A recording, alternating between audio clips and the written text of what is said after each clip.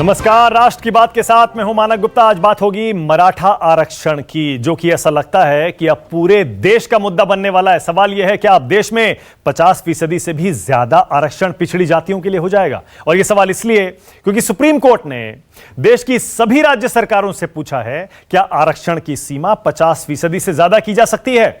दरअसल आज मराठा आरक्षण को लेकर सुप्रीम कोर्ट में सुनवाई हुई। 5 जजों की बेंच ने मराठा आरक्षण के मुद्दे पर वर्चुअल सुनवाई की। सुनवाई के दौरान संवैधानिक बेंच ने सभी राज्यों को नोटिस दे दिया। कोर्ट 50% से ज्यादा आरक्षण देने पर राज्य सरकारों का तर्क जानना चाह रहा है। वो क्या कहते हैं, उनका पक्ष जानना चाहता है। मामले की सुनवाई के दौरान बेंच ने कहा, हम मानते हैं इस मुद्दे का असर, इस केस का असर सभी राज्यों पर पड़ेगा, पूरे देश पर पड़ेगा, लिहाजा सभी राज्यों को सुनना जरूरी है। कोर्ट अब इस मामले पर 15 मार्च से डे टू डे सुनवाई करेगा, रोजाना सुनवाई। इस बीच हरियाणा में निजी क्षेत्र में स्थानीय लोगों को 75% आरक्षण देने का बिल भी मंजूर हो चुका है। यानी हरियाणा में अब 75% नौकरियों पर हरियाणा के स्थानीय लोगों का अधिकार होगा। हालांकि हरियाणा सरकार के इस फैसले का कई उद्योग संगठनों ने विरोध भी किया है, लेकिन आज सुप्रीम कोर्ट की सुनवाई से एक बार फिर यह मुद्दा देश का मुद्दा बन गया है। इसीलिए राष्ट्र की बात में हमारा आज का सवाल यही है, क्या अब देश में 50% से भी ज्यादा आरक्षण होगा? और निजी क्षेत्र में जैसा हरियाणा में हो रहा है, क्या आरक्षण लागू करवा पाएंगी सरकारें? क्योंकि हर जगह इसका विरोध भी हो रहा है, निजी क्षेत्र इसका विरोध कर रहा है। इसी पर बहस होगी, लेकिन पहले जरा सुन लीजिए आज सुप्रीम कोर्ट में जो मराठा आरक्षण पर सुनवाई हुई, उसमें महाराष्ट्र में कैसी सियासत हो रही है, सुनिए। महाराष्ट्र के हाईकोर्ट ने उसको माना, आरक्षण टिका, उसके आधार पर एजुकेशन और नौकरी में आरक्षण मिला। सुप्रीम कोर्ट में भी 1 साल टिका।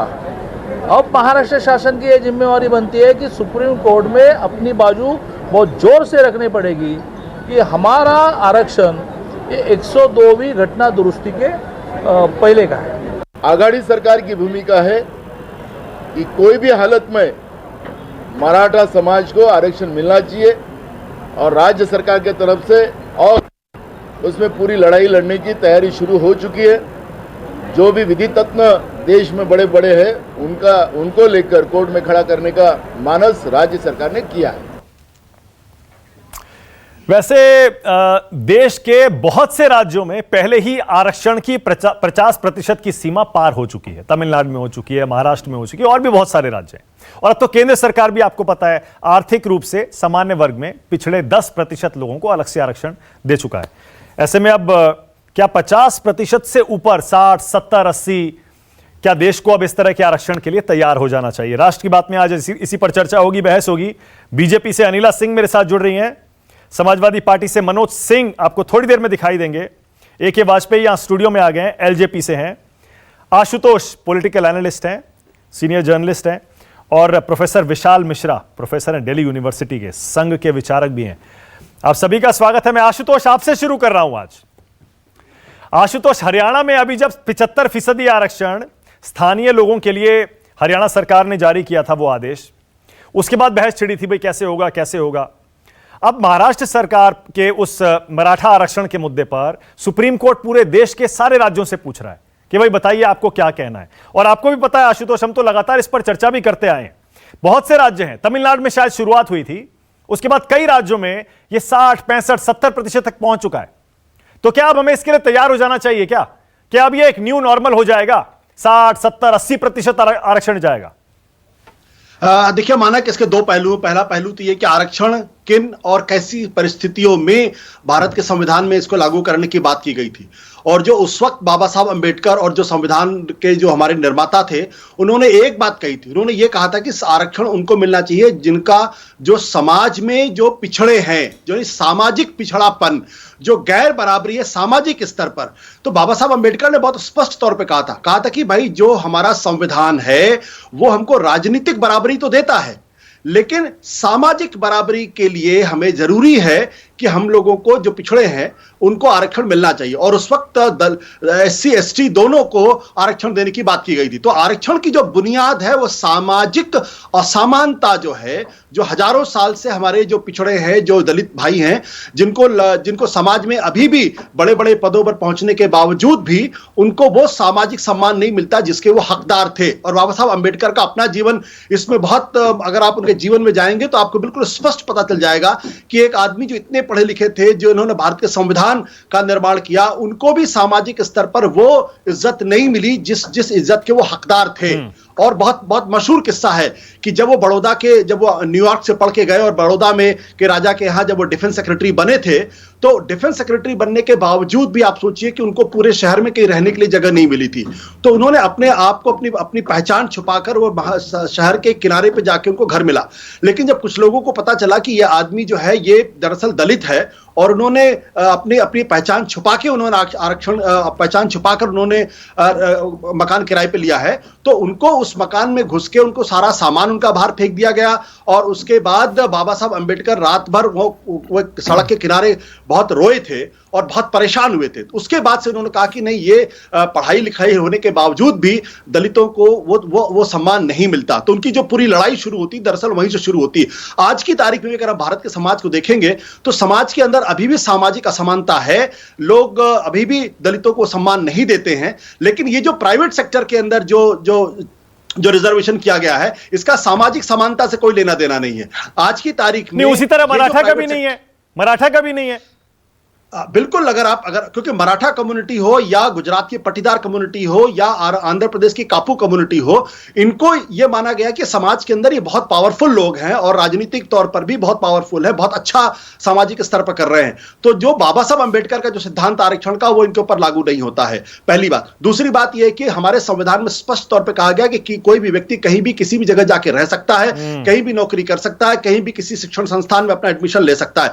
अगर आप हरियाणा या किसी भी राज्य के अंदर अगर आप ये प्रावधान करेंगे कि आप सिर्फ उसी इलाके के लोगों को ही हमारा नौकरियों में आरक्षण देंगे या इतने % तक देंगे, तो संविधान की जो मूल आत्मा है और बाबा साहब अंबेडकर का जो बुनियादी सिद्धांत था, ये दोनों उसके खिलाफ जाता है। इसलिए मुझे लगता है कि प्राइवेटाइजेशन का, जो प्राइवेट सेक्टर्स में जो आरक्षण देने की बात है, ये संविधान की मूल आत्मा और संविधान बाबा साहब अंबेडकर का जो मूल सिद्धांत है उसके खिलाफ जाता है। ओके, तो यानी आप हरियाणा के प्राइवेट रिजर्वेशन के भी खिलाफ हैं और आप मराठा रिजर्वेशन के भी खिलाफ हैं, और आप साथ ही साथ जो स्थानीय लोगों के लिए जहां जहां चाहे जाति के आधार पर हो या किसी भी आधार पर हो, अगर उसी राज्य के लोगों के लिए आरक्षण दिया जाता है तो वो नहीं होना चाहिए। सिर्फ सामाजिक तौर पर पिछड़े हुए लोगों के लिए ही ये आरक्षण होना चाहिए और वही क्राइटेरिया रहना चाहिए।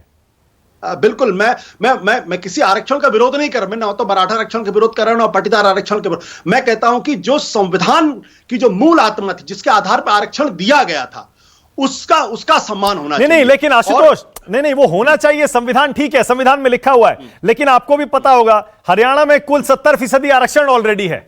उसके बाद तमिलनाडु में 68% है, झारखंड में 60% है, राजस्थान में 54% है, इसके अलावा 50 ये कई जगह है। और हम देखते हैं हर राज्य में कभी ना कभी सरकार क्या करती है, अपने स्थानीय किसी जाति को या लोकल अपने लोगों को खुश करने के लिए एक कानून बनाती है, पास करती है, सेंटर को भेज देती है, फिर वो हाई कोर्ट में स्टे हो जाता है या सुप्रीम कोर्ट में स्टे हो जाता है। यानी ये कोशिशें लगातार चलती रही हैं और अब कामयाब हो रही हैं।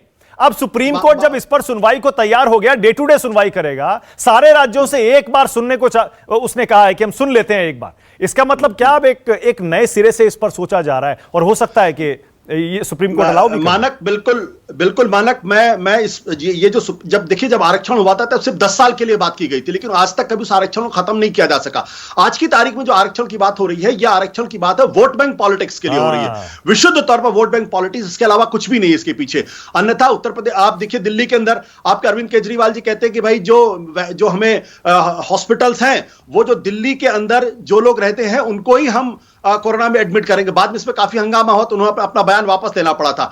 तो ये जो राजनीति हो गई है, जो आरक्षण सामाजिक समानता के सिद्धांत के आधार पे था, वो वोट बैंक पॉलिटिक्स में कन्वर्ट हो गई है। और जब किसी राजनीतिक दल को लगता है कि नहीं, वो जो एक किसी खास तबके का वो उनका वो वोट बैंक लूज कर रहे हैं, तो उस वोट बैंक को लुभाने के लिए इस तरीके की बातें की जा रही है। ऐसे में सुप्रीम कोर्ट का यह फैसला बिल्कुल सही है। सुप्रीम एक नए सिरे से पूरे आरक्षण के सिद्धांत पर चर्चा होनी चाहिए, उस पर बातचीत होनी चाहिए और और सुप्रीम कोर्ट को कोई फाइनल वर्डिक्ट इसमें देना चाहिए जिसको सारे सरकारों को मानना चाहिए। बिल्कुल सही है। वाजपेयी जी बताइए जरा, वाजपेयी जी क्या गलत है इसमें, बताइए। आप तो, मुझे पता है आप तो सपोर्ट ही करेंगे, आप तो हमेशा से आरक्षण की मांग करते आए हैं कि सब जगह होना चाहिए, प्राइवेट में भी होना चाहिए, लेकिन आप जाति के आधार पर मांगते आए हैं रिजर्वेशन। दो चीज, ये जो रिजर्वेशन है ये जाति वाला नहीं है। ये जो हरियाणा वाला रिजर्वेशन है या बाकी स्टेट का रिजर्वेशन है, ये प्राइवेट में रिजर्वेशन की डिमांड हम लोग कर रहे हैं। जब जनता दल फॉर्म हुआ था 89-90 की बात, हाँ। तब से लगातार हमारी डिमांड है। हाँ। एक तो वो इशू है, हाँ। और दूसरा इशू है कि गवर्नमेंट सर्विस में रिजर्वेशन कितना होना चाहिए। उसके लिए सुप्रीम कोर्ट ने सेटल किया है। वीपी सिंह प्राइम मिनिस्टर थे, मंडल कमीशन जब आया तो उसको सुप्रीम कोर्ट में चैलेंज किया गया, और इंदिरा साहनी के केस में 92 में फैसला आया कि भाई 50% इज द मैक्सिमम सीलिंग, ठीक है, और वो 9 जजेस का फैसला है। ठीक है। तो सुप्रीम कोर्ट अगर मान लो नोटिस करता है 5 जजेस, तो उनको पावर नहीं है, बिकॉज 9 जजेस आर सुपीरियर। तो अल्टीमेटली अगर उस जजमेंट को ओवर रूल करना है तो 11 जजेस चाहिए। 11 जजेस मीन्स फुल कोर्ट, तब जाके वो कॉन्स्टिट्यूशनल फैसला होगा, या तो बदलेगा या उसमें एडिशन होगा या डिलीशन होगा। लेकिन महत्वपूर्ण बात यह है कि जब सारी राज्य सरकारों को यह मालूम है तो उसके बावजूद ये नादानी क्यों करते हैं? सब करती है नादानी। कैसे बताइए? नादानी नहीं है वो, क्या है ये? वो लगातार तमिलनाडु, पता है आपको तमिलनाडु में कितने वर्षों से ये लागू है? उसका दूसरा आर्ग्यूमेंट है, एक सेकंड, आर्ग्यूमेंट जो भी है पर लागू है। प्रोविजन समझिए ना, झारखंड में, हरियाणा में लागू है। एक सेकंड, 50% की लिमिट क्रॉस हो चुकी है। कॉन्स्टिट्यूशन ऑफ इंडिया में आर्टिकल 31B वो ये पावर देता है सेंट्रल गवर्नमेंट को कि आप अगर किसी लॉ को 9th शेड्यूल में डाल देंगे तो वो चैलेंज नहीं होगा। और उस वक्त तमिलनाडु ने किसी तरीके से वो डलवा लिया, बाकी किसी स्टेट का नहीं डला है। अगर 9th शेड्यूल में आ जाएगा then it is not open for the judicial scrutiny, वो इस वजह से बचा हुआ है। लेकिन घूम फिर के बात तो वही आ गई कि जब आपको जानकारी है कि 50% सीलिंग क्रॉस नहीं होगी तो क्यों इस तरह की बातें की जा रही है? ये मेन क्वेश्चन नंबर 1। नंबर 2, जहां तक प्राइवेट का सवाल है, अगर लोकल को प्रेफरेंस मिले तो उसमें क्या ऐतराज है भाई? बिकॉज सरकारी नौकरियां कम होती जा रही हैं, चाहे राज्य सरकार है चाहे केंद्र सरकार है। तो प्राइवेट में ही अगर रिजर्वेशन नहीं मिलेगा तो कैसे सिलसिला चलेगा? तो वो डिमांड जस्टिफाइड है और उसको बाकायदा जुडिशियल स्क्रूटनी में, लेकिन उसमें भी लिमिटेशन अप्लाई होगी। जैसे 50% यहां है, अब वहां का कोई केस है नहीं, क्योंकि अभी कुछ दिनों से ये सिलसिला शुरू हुआ है। तो जब ये हरियाणा का चैलेंज होगा तो उसमें भी सेटल होगा कि लोकल को कितने % मिलना चाहिए, बाहर वाले मिलना चाहिए। क्या तो उन्होंने तो कह दिया, नहीं, बट अंडर जुडिशियल 75% हरियाणा सरकार का आदेश है भाई। हरियाणा सरकार कानून बन रहा है। हरियाणा सरकार अगर कह दे 75% नौकरियां प्राइवेट में हरियाणा के लोकल लोगों को मिलेंगी। अगर हरियाणा सरकार ये कहते कि 90% होगा तो क्या ये जस्टिफाइबल है? क्या ये जुडिशियल स्क्रूटनी में ठहरेगा? मैं उस बारे की बात कर रहा हूं कि सुप्रीम कोर्ट उस मामले में भी डिसाइड करेगा कि प्राइवेट में रिजर्वेशन होगा तो उसकी क्या स्थिति बनेगी, कितने % होना चाहिए, क्या स्टेटस होना चाहिए, और उसमें भी फिर ये सीलिंग लागू होगी कि SC ST को इतनी, OBC को इतनी, फलाने को इतनी। तो ये सारी चीजें कहां ले जा रहे हो? बिल्कुल अनिला मतलब ये नियत क्या है? क्या आरक्षण को दोबारा से खटखटाने के लिए ये सारा मामला रचा जा रहा है? अभी वो जो SC ST है रिव्यू करने के लिए, समीक्षा के लिए, ये कहां जा रहा है? इसके पीछे साजिश है। देखिए, मैं ये कहना चाह रहा हूं कि ये सिलसिला क्या है, उसकी तरफ हमको ध्यान देना होगा। देखिए, SC ST या ट्राइबल्स अभी इस प्लेटफॉर्म के बराबर नहीं आ गए हैं जो आप दूसरे दरवाजे से आरक्षण को बढ़ावा दे रहे हैं और सुप्रीम कोर्ट जाके उसको दोबारा से खुलवाने की कोशिश की जा रही है। तो इस खतरे को भी हमको भापना होगा। और अगर इस तरह की कोई स्कीम चली जाएगी, पर वहां कम करने की बात थोड़े हो रही है, वहां तो आरक्षण बढ़ाने की बात हो रही है। बढ़ाने की बात हो रही है तो वो बढ़ाते बढ़ाते कहां पहुंच जाएगा? जब एक बारी जुडिशियल स्क्रूटनी में खुलेगा, मान लो कल को 11 जजेस अपॉइंट हो जाते हैं, कॉन्स्टिट्यूशनल बेंच 11 जजेस की हो जाती है, तब तो सारी चीज रिव्यू के लिए खुल गई। सही बात है। अनिला जी बताइए, ये इस खतरे को पहचानना। अनिला जी, हिंदुस्तान है, आपको भी पता है पूरा देश एक है। एक राज्य से दूसरे राज्य में जाकर वहां रहकर नौकरी करने पर फिलहाल कोई रोक नहीं है। लेकिन अगर ये जैसे आप ही की सरकार थी ना, आपकी महाराष्ट्र में सरकार थी ना जब आपने ये मराठा रिजर्वेशन लागू किया था, उसी तरह हरियाणा में भी आप ही की सरकार ने प्राइवेट सेक्टर में 75% नौकरियां, ये कानून आप ला रहे हैं, कि कहां जाकर रुकेगा? एक आदमी एक प्रदेश से दूसरे प्रदेश में जाकर कहां फ्री रह गया फिर वो नौकरी करने के लिए? नहीं, देखिए, ऐसा है मानक जी कि कोई भी राज्य सरकार होती है, ये उसका प्रेरोगेटिव होता है कि अगर वो कोई चीज अपने प्रदेश में लागू करना चाहे तो अब ये भविष्य बताता है कि वो सफल हो पाती है वो चीज या असफल रहती है, क्योंकि कोई भी प्राइवेट सेक्टर की अगर मैं बात करती हूँ, जो इंडस्ट्रीज होती है, उद्योग होती हैं, वो बेस्ट ऑफ कैलिबर को अपने यहाँ पे एम्प्लॉय करना चाहती हैं। अगर उनको बेस्ट ऑफ कैलिबर उनके होम स्टेट से ही मिल जाता है जहां पर उनका उद्योग लगा हुआ है, तो वेल एंड गुड, उनके लिए भी अच्छा है। पर अगर नहीं मिल पाता है तो उसमें तो फिर वो दूसरे देशों से जो लोग आएंगे उनको नौकरी देनी पड़ेगी। परंतु मुझे लगता है कि हाँ, ये प्रोजेक्ट जो है वो राज्य सरकारों का होता है। मैं अभी देख रही थी कि किस प्रकार से अलग अलग प्रदेशों में, बहुत सारे प्रदेशों में, छत्तीसगढ़ में तो 82% जो है वो रिजर्वेशन हो रखा है। तो देखिए ये बहुत ज्यादा बड़ा डिबेटेबल सब्जेक्ट है, इसके ऊपर बहुत ज्यादा चर्चा करना भी ठीक नहीं रहता है, क्योंकि हर एक की एक अपनी रिक्वायरमेंट होती है। जैसे मैंने हरियाणा की बात करी या आपने अभी महाराष्ट्र की भी बात करी, तो वहां पर अगर उनका जो खुद का टैलेंट है उसका उपयोग हो पाता है वहां पे उद्योगों में, तो बहुत अच्छी बात है। हम तो चाहते हैं हमारे बिहार मैं आपकी अनिला जी उत्तर प्रदेश में भी खूब सारे लोगों को यहीं पर नौकरी मिल जाए। हाँ। तो हमारे बच्चों को भैया नहीं कहना पड़ेगा ना। महाराष्ट्र में किस प्रकार से शिवसेना जो है ट्रीट करती है हमारे उत्तर प्रदेश और बिहार के लोगों को। अनिला जी क्योंकि आप खुद यूपी से ताल्लुक रखती हैं, अब सोचिए जरा, यूपी बीजेपी क्या कहेगी हरियाणा के इस नए कानून के बारे में? क्योंकि यूपी के बहुत सारे लोग हरियाणा में जाकर नौकरी करते हैं प्राइवेट सेक्टर्स में। क्या कहेंगी बताइए आप कैसे जस्टिफाई करेंगी? इसीलिए कह रहा हूं ना, ये नेशनल पार्टीज के लिए तो सबसे बड़ा मुश्किल मुद्दा है। ये एक राष्ट्रीय पार्टी जो कि पूरे देश में हर राज्य में सरकार में भी है या ऑपोजिशन में है या उस राज्य की लोकल राजनीति भी करती है, वो क्या स्टैंड लेगी बताइए? आप मराठा रिजर्वेशन करते हैं महाराष्ट्र में, आप हरियाणा में 75% रिजर्वेशन प्राइवेट सेक्टर में करते हैं, लेकिन यूपी में इस तरह का कोई रिजर्वेशन स्थानीय लोगों के लिए नहीं है, पर अक्सर मांग वो भी होती है। हरियाणा के इस रिजर्वेशन का समर्थन आप अनिला जी यूपी से ताल्लुक रखते हुए कर पाएंगी बताइए? भाई देखिए, मैं उत्तर प्रदेश से आती हूँ मानक जी, आप जानते हैं मैं नोएडा में रहती हूँ और मैं जानती हूँ कि वो चाहे नोएडा हो चाहे गुड़गांव हो, आधे लोग दिल्ली नोएडा आके नौकरी करते हैं, गुड़गांव में रहने वाले, और नोएडा के भी आधे लोग दिल्ली गुड़गांव जाकर नौकरी करते हैं, फरीदाबाद जाके नौकरी करते हैं। तो मैंने पर से ये कहूँगी कि हर राज्य सरकार का ये प्रेरोगेटिव है कि वो क्या डिसीजन लेता है, वो उसके भले में हो पा रहा है कि नहीं हो पा रहा है ये तो भविष्य ही तय करता है। परंतु अगर आप उत्तर प्रदेश का विषय उठाएंगे, जैसा कि मैंने कहा ना, यूपी और बिहार के लोगों को तो बोला जाता है ना कि भैया लोग हैं, बाहर के लोग हैं, हमारे यहाँ पे एनक्रोच करते हैं, शिवसेना वाले खासतौर पे बहुत ज्यादा परेशान करते हैं। तो अगर यूपी और बिहार में भी उद्योग अपने लग जाए, 75% हमारे लोग यहीं पे कंज्यूम हो जाए तो बहुत ही अच्छा रहेगा, टैलेंट को बाहर ही जाना पड़ेगा। परंतु अगर हाँ प्राइवेट सेक्टर में ये है कि अगर आपको इतना टैलेंट, इतना कैलिबर नहीं मिलेगा तो डेफिनेटली बाहर से एम्प्लॉय, तो देश तो एक है ना, सीमाएं तो बांध, मैंने तो एक छोड़ा कहाँ सबने, एक है लेकिन एक छोड़ा कहाँ जा रहा है? मनोज सिंह बताइए, उसके बाद आ रहा हूं विशाल मिश्रा। मनोज सिंह, कैसे चलेगा ऐसे बताइए? सामान्य श्रेणी वाले आम आदमी का क्या होगा? क्योंकि SC ST OBC उनका अलग रिजर्वेशन है, उसे कोई छू नहीं सकता। अब स्थानीय लोगों के लिए भी बताइए, इतने रिजर्वेशन हो जाएंगे, कैसे चलेगा?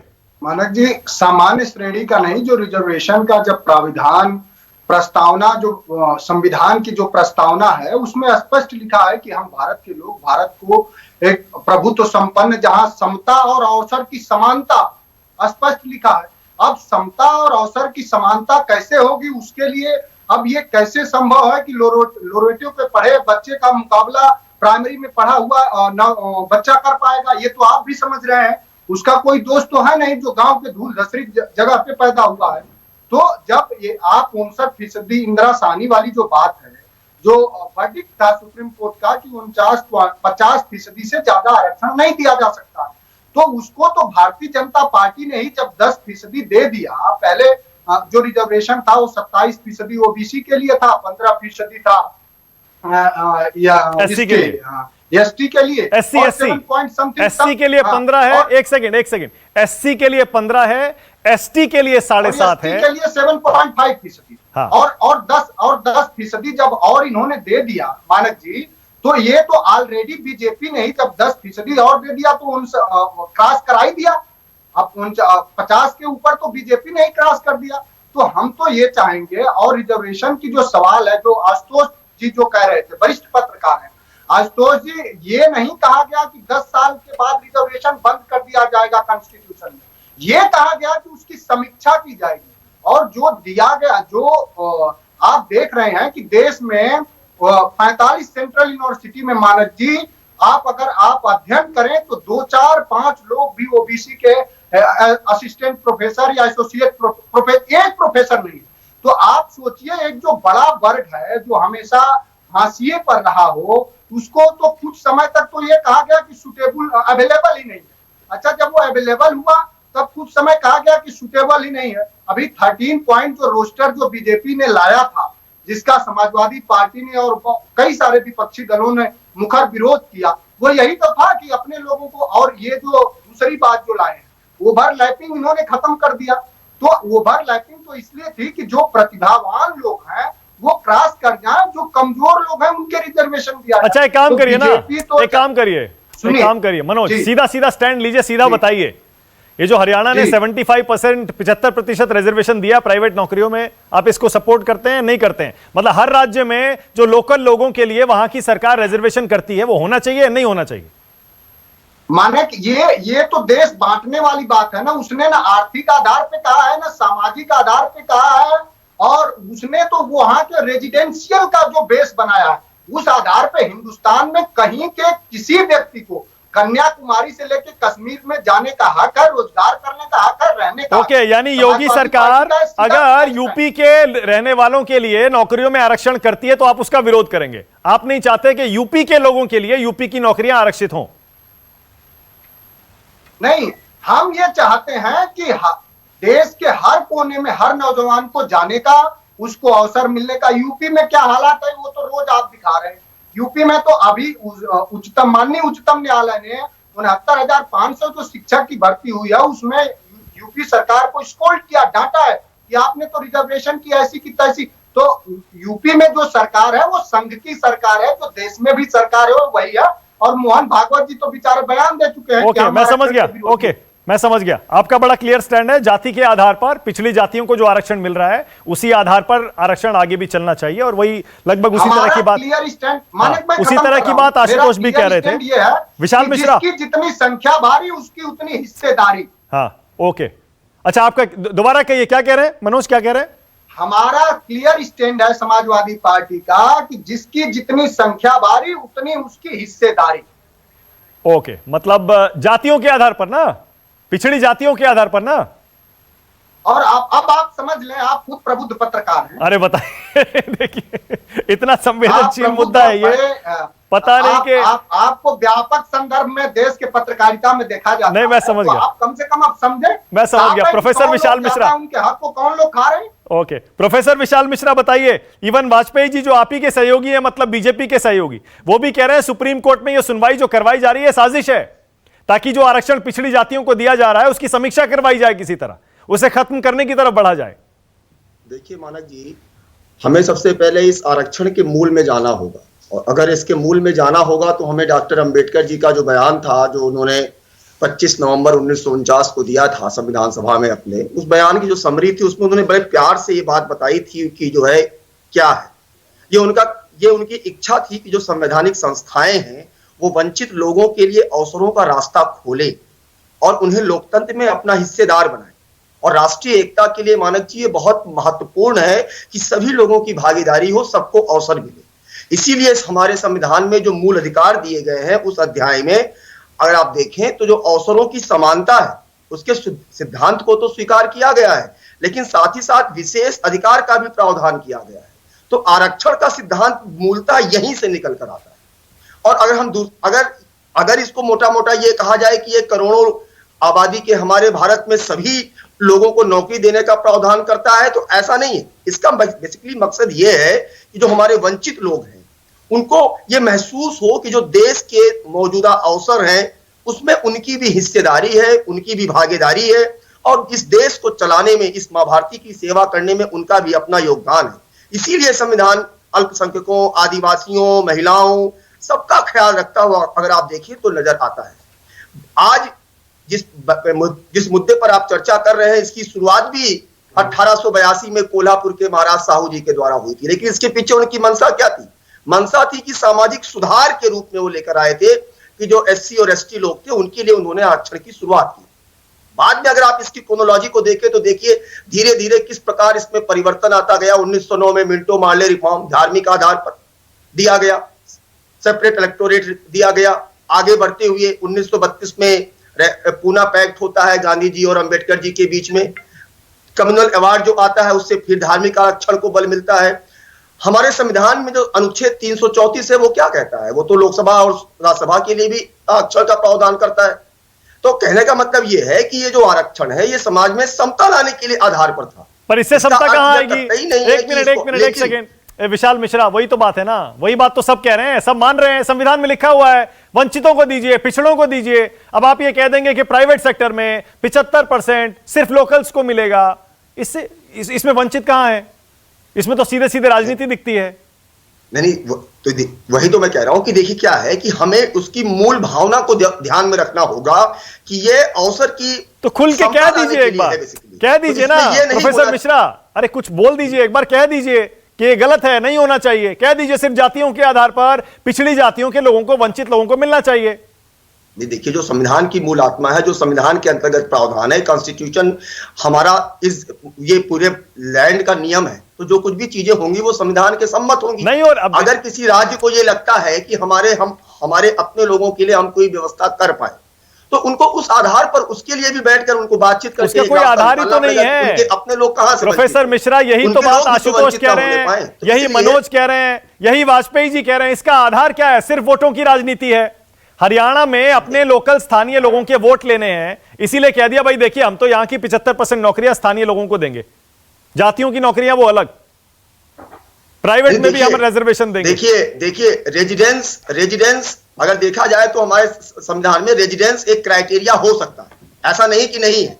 और इस मामले में राज्य सरकारें स्वतंत्र होती हैं, लेकिन इसके साथ ही साथ हमें यह भी ध्यान में रखना होगा कि यह मामला जुडिशियल स्क्रूटनी में ऐसा ना हो कि चीजें फेल हो जाए। यह भी साथ में ध्यान रखना पड़ेगा, क्योंकि जुडिशियल रिव्यू तो है, न्यायिक पुनरावलोकन की अच्छा ठीक है ना। एक सवाल और है, ओके एक सवाल है। अब जब रिजर्वेशन पर बहस आशुतोष हो ही रही है तो यह भी बहस हो जाए कि वंचित जरूरी थोड़े है कि सारे के सारे उन पिछड़ी जातियों में सारे के सारे वंचित ही हैं, क्योंकि जब भी क्रीमी लेयर का जिक्र आता है उस पर एकदम विरोध शुरू हो जाता है कि नहीं क्रीमी लेयर क्यों हो, क्यों इसको छेड़ा जाए, क्यों इसकी समीक्षा की जाए।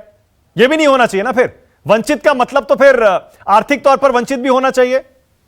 हाँ देखिए मानक, मुझे लगता है कि यह परिभाषा अपने आप में ठीक नहीं। जो मैंने शुरू में कहा था कि दरअसल इस देश के अंदर जो आरक्षण की बात हमारे संविधान निर्माताओं ने की थी, उनका बहुत स्पष्ट तौर पे यह मानना था कि आज की तारीख में भी दलित और पिछड़े अगर वो समाज के सबसे पावरफुल पोस्ट पर भी मौजूद हैं तो भी उनके साथ न्याय, सामाजिक स्तर पर न्याय नहीं होता, उनको सम्मान नहीं मिलता है। और अगर सम्मान नहीं मिलता है तो फिर इसका मतलब यह है कि उनको जो है वो एक तरीके से प्रेफरेंशियल ट्रीटमेंट उनके साथ किया जाना चाहिए ताकि उनको समाज सामाजिक स्तर पर स्वीकार कर ले। यह है आरक्षण की मूल भावना। आरक्षण की मूल भावना इस पे नहीं है। हर समाज के अंदर गरीब होते हैं, हर समाज के अंदर अमीर होते हैं, लेकिन अगर किसी व्यक्ति को उसकी जाति के आधार पे अगर उसका अपमान किया जाता है, उसकी अवमानना की जाती है, उसको अवसर नहीं मिलता। अभी मनोज जी ने बड़ी अच्छी बात की। मनोज जी ने यह कहा कि आप देश भर की तमाम यूनिवर्सिटीज को देख लीजिए, उन यूनिवर्सिटीज में कितने जो है वो पिछड़े वर्ग के, मतलब बैकवर्ड कास्ट के या दलित कास्ट के कितने लोग प्रोफेसर हैं, कितने लोग एसोसिएट प्रोफेसर हैं, उनको वहां पर इक्का दुक्का लोग मिलते हैं। तो ये जो मोनोपोली है, ये मोनोपोली कैसे खत्म होगी? कैसे प्रोफेसर के पद पर दलित पहुंचेगा? कैसे बैकवर्ड पहुंचेगा? और अगर वो पहुंच भी गया तो उसको वहां सम्मान नहीं मिलता, उसके साथ डिस्क्रिमिनेशन सिस्टम के अंदर मौजूद होता है। इसलिए मैं बार बार कह रहा हूं कि ये जो प्राइवेट सेक्टर में है, मेरा अपना मानना यह कि सरकारी सेक्टर के अंदर, सरकारी तबके के अंदर जो पिछड़े और दलित को आरक्षण मिलता है, उसी तरीके से प्राइवेट सेक्टर में भी पिछड़े और दलितों को आरक्षण मिलना चाहिए। ये जो रेजिडेंस के आधार पर है, ये जो रेजिडेंस का, क्योंकि वो सेकेंड स्टेप है, क्योंकि आज की तारीख में नौकरियां जो है वो सरकारी तबके में धीरे धीरे कम होती जा रही है। यानी जो पिछड़ों का, दलितों को जो अवसर मिलना चाहिए धीरे धीरे कम होता जा रहा है। वो जब अवसर नहीं मिल रहा है, नौकरियां आज की तारीख प्राइवेट सेक्टर के अंदर है, तो वहां पर पिछड़ों दलितों को आरक्षण का पहला स्टेप होना चाहिए। यह ना हो कि आप वहां पर उनको पूरी तरीके से स्क्वीज कर दें। दूसरी बात मैं जो कहना चाहता हूं कि ये जो आपने किया है कि नहीं आर्थिक आधार पे, तो आर्थिक आधार पे क्यों कर रहे हैं मुझे समझ में नहीं आता है। आपको इसमें सामाजिक समरसता का जो सिद्धांत है वो लागू नहीं होता है, या रेजिडेंस के आधार पे आप करते हैं, इसमें भी सामाजिक समरसता का सिद्धांत लागू नहीं होता है। होना क्या चाहिए? होना चाहिए कि हरियाणा की सरकार को कोशिश करनी चाहिए कि हरियाणा को इंडस्ट्रियल पावर हाउस बनाए, लेकिन वो इंडस्ट्रियल पावर हाउस नहीं बना रहे, वो जॉब्स क्रिएट नहीं कर रहे, एम्प्लॉयमेंट क्रिएट नहीं कर रहे, और जबकि अपनी असफलता को छुपाने के लिए वो वहां के लोगों को कह रहे हैं भाई हम आपको जो है नौकरी देंगे, और नौकरी के 75% देंगे। इन 75% में वो कौन लोग होंगे? वही जो जो जो पिछड़े हैं, दलित है, वो पीछे रह जाएंगे, उनको वहां भी नौकरी नहीं मिल पाएगी। और जो अपर कास्ट हमारे आप जैसे लोग हैं, उनको बड़ी आराम से नौकरी मिल जाएगी, क्योंकि उनके पास जो है वो सारी सुविधाएं उपलब्ध हैं। तो ये अपने आप में फ्लॉ है। बोलिए अनिला जी, बोलिए। बात ये कि आपको अगर आरक्षण करना ही था प्राइवेट में, तो जाति के आधार पर करना चाहिए था, ताकि आप सामाजिक न्याय करते प्राइवेट सेक्टर में इन लोगों को नौकरियां दिलाकर। आप राजनीति कर रहे हैं सिर्फ। नहीं बिल्कुल, भारतीय जनता पार्टी राजनीतिक दल है, और अगर कोई ये कहते राजनीति करे उनकी अपनी स्वयं की इच्छा है, परंतु अभी आर्टिकल की जो मैंने बात सुनी, ये केवल और केवल थ्योरेटिकल बात है। थ्योरेटिकल बात करना बड़ा आसान होता है, ये होना चाहिए, वो होना चाहिए, ऐसा करना चाहिए, वैसा करना चाहिए, इस राज्य को ये करना चाहिए, फलाना राज्य को वो करना चाहिए, या प्राइवेट सेक्टर में जो है यहाँ पे भी रिजर्वेशन लेकर आ जाओ, प्राइवेट स्कूल में, प्राइवेट यूनिवर्सिटीज में यहाँ पे भी रिजर्वेशन लेकर आ जाओ। आप मौका ही मत दो, हाँ, बाकी लोगों को कोई मौका ही मत दो। आप ये नहीं चाहते हो, देखिए आपने भी क्रीमी लेयर की बात है। क्रीमी लेयर को अभी उन्होंने कहा कि क्योंकि अगर वो सरकारी पद पर बैठे हुए होते हैं या किसी ऐसे पद पर बैठे हुए हैं, उनका वहां पे भी डिस्क्रिमिनेशन होता है। ये बहुत डिबेटेबल है, ठीक है। हमारे उत्तर प्रदेश में एक बेहद शक्तिशाली मुख्यमंत्री जो है वो दलित रही है, मायावती जी, और हमें पता है कि किस प्रकार से उन्होंने पूरा राज्य चलाया है। तो किसी को आप अंडर एस्टिमेट मत करिए। पर हाँ, देखने वाला ये विषय होता है कि आप मुख्यमंत्री बनकर बैठे हुई हैं या आप किसी एक ऐसे महत्वपूर्ण पद पर बैठे हुए हैं, आपने अपने कास्ट और कम्युनिटी के कितने लोगों को आगे बढ़ाया, या केवल आप अपने बच्चों को और अपने परिवार वालों को आगे बढ़ा रहे हो। क्रीमी लेयर में यहाँ दिक्कत आती है, केवल और केवल आप अपने परिवार वालों को आगे बढ़ाते हो, आप अपने गांव वालों को आगे नहीं बढ़ाते हो, बाकी जो आपके कौम से आते हैं उनको आगे नहीं बढ़ाते। बहुत आसान होता है, थ्योरी में तो आप खुद भी बोल दीजिए ना, बोलने में क्या है, कुछ ऐसा थोड़ी ना लगता है। पर मैंने जैसे कहा, अगर आप हरियाणा का उदाहरण देते हैं तो मैंने कहा, देखिए ऐसा है कि जनरली ये कहा जाता है कि कोई भी इंडस्ट्री लगती है तो वो जो लोकल एरिया है वहां के मैक्सिमम लोगों को आप एम्प्लॉयमेंट दीजिए। दिस इज एक तरीके से ये एग्रीमेंट टाइप का होता है। पर हमने देखा है कि नहीं, वो पूरक नहीं होता। वो प्राइवेट सेक्टर है, वो बेस्ट ऑफ कैपेसिटी से प्रोडक्शन करना चाहते हैं। अगर उनको लगता है कि ठीक है, लोकल एरिया से अगर उनको बेस्ट ऑफ ब्रेन मिल रहा है, बेस्ट ऑफ कैपेबिलिटी कैलिबर मिल रहा है, तो वो लेते हैं, नहीं तो बाहर से लेते हैं। यही चीज मैं कह रही हूँ, हरियाणा के लिए भी कह रही हूँ। परंतु जैसे मानव जी, जैसा मैंने कहा, ये बहुत डिबेटेबल है। तमिलनाडु का अगर हम उदाहरण ले लेते हैं, 69% है, और हमने देखा कि भैया कोर्ट ने भी उसको सहमति दे दी, अमेंडमेंट भी हो गया और सब कुछ हो गया। हमारी डेमोक्रेसी जो है, जैसे कि it is so flexible, I can say so. आप इतना एडजस्टमेंट हो जाता है, हर चीज के लिए एडजस्टमेंट हो जाता है, और फिर उसको आप डिबेट कर लीजिए, उसको आप राजनीतिक मुद्दा बना लीजिए, उसको आप राजनीतिक मुद्दा तो है ना। मैंने अनिला जी एक सेकंड, राजनीतिक मुद्दा तो है और बनेगा ही, क्योंकि देखिए मैं वो कह रहा हूं ना, हर पार्टी, खासतौर से राष्ट्रीय पार्टियों के लिए बड़ी समस्या है। अब मनोज सिंह देखिए, स्थानीय पार्टी है, उत्तर प्रदेश सेंट्रिक है, उसके अलावा बाहर भी चुनाव लड़ते हैं।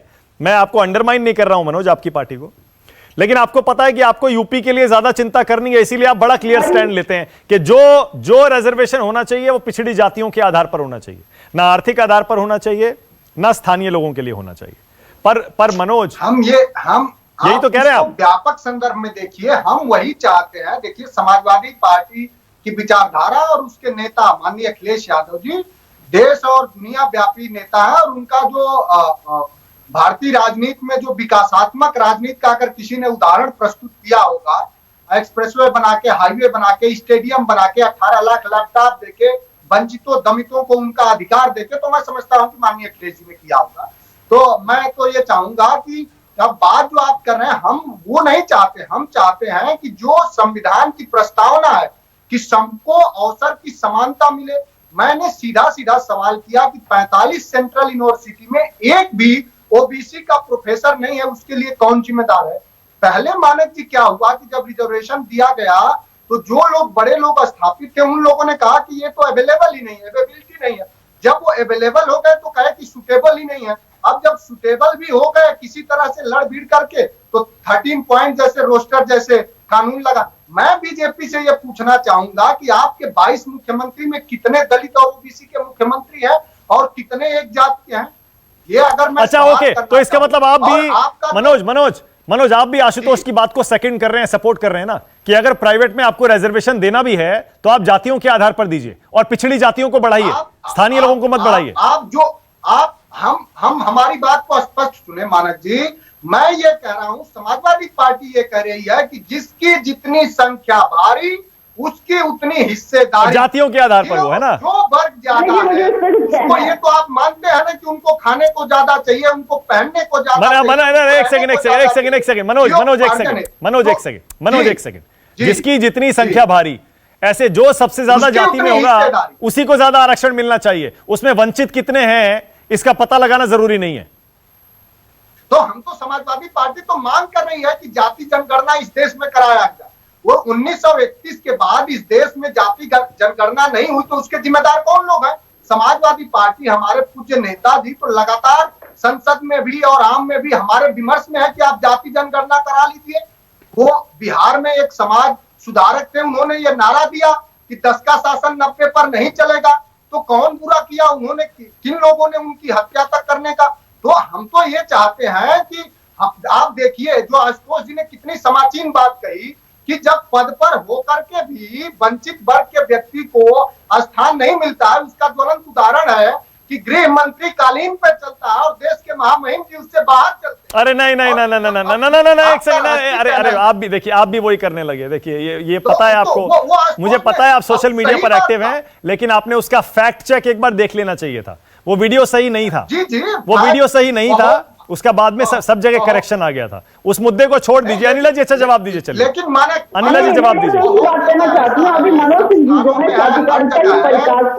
मनोज एक सेकंड, अनिला जी की आवाज वैसे ही ठीक से नहीं आ रही। हाँ बोलिए। ठीक है, 52% जो है हमारे देश में ओबीसी हैं। जिस दल से ये नाता रखते हैं वो ओबीसी लीडरशिप है उनकी। आप उत्तर प्रदेश में देख लीजिए, जब इनकी सत्ता रहती है और जब नौकरियां बचती हैं उसमें हिस्सेदारी किसकी सबसे ज्यादा होती है? यादवों की होती है। कोची सबसे ज्यादा किसकी होती है? यादवों की होती है। खानों में खानेदारी सबसे ज्यादा किसकी होती है? यादवों की होती है। तो यही होता है हिस्सेदारी। बाकी सब लोग कहाँ चले गए? दलित कहाँ चले गए? बाकी बैकवर्ड क्लासेस कहाँ चले गए? अरे मनोज जी कितनी जातिकारिता करेंगे? जातिकारिता करने से कुछ काम कर जाता है क्या?